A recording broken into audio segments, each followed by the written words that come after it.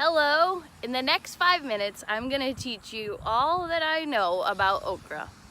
From how to plant it, how to grow it, how it develops into the yummy pods that we eat, and then my personal favorite ways of cooking it. I hope you enjoy the ride here with Farmer Paula.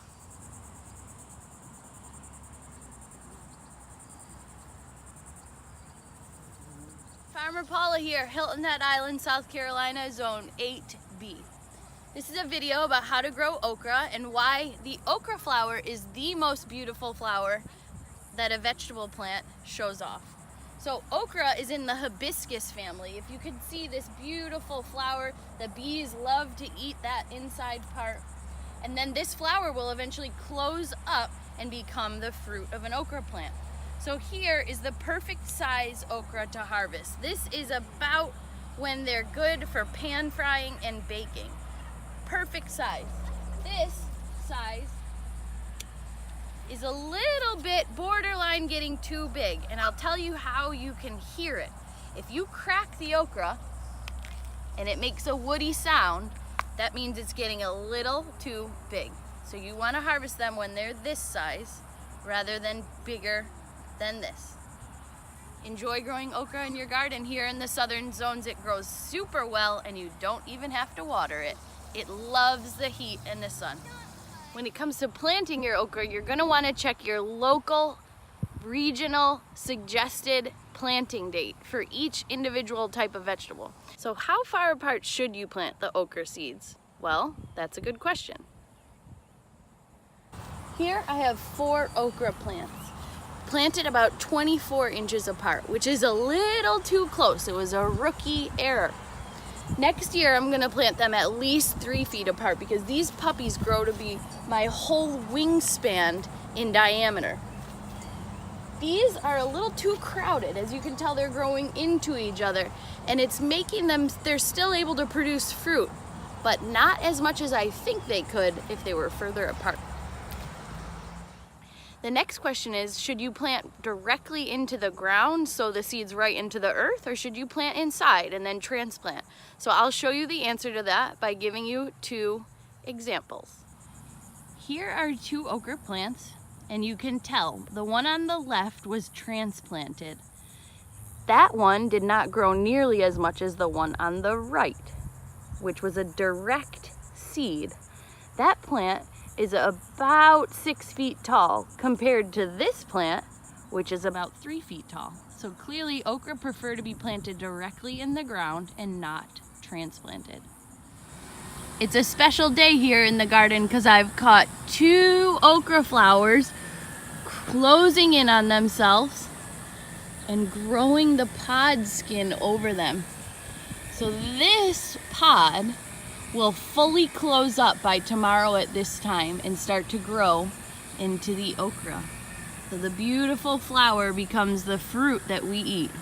And yum, yum, yum it is. I'm gonna show you how to cook it in your own home. But for now, say goodbye to the garden. After a long day of working in the garden, nothing makes me feel happier than being able to cook these babies for my loved ones. So I'm going to show you today how I pan fry the okra. First, I take the baby okras after they've been washed and cut them until they're about yay thick.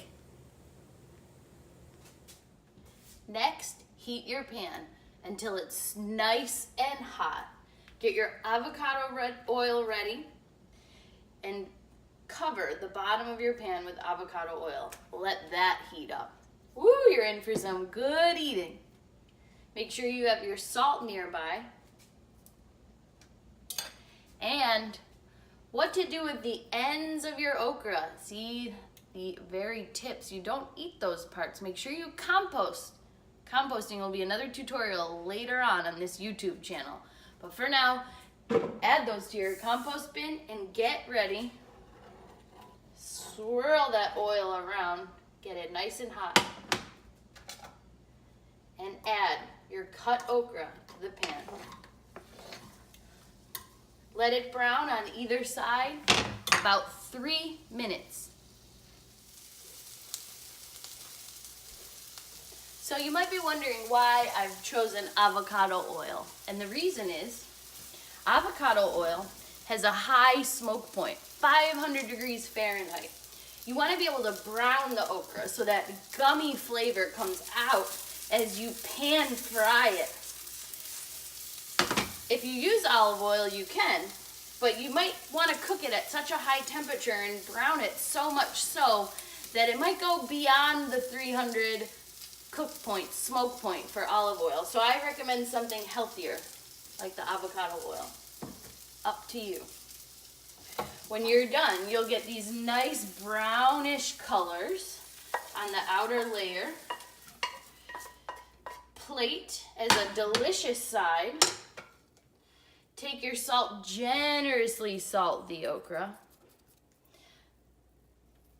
Great side for fresh fish, which thankfully my husband catches. And this is a tasty southern flavor.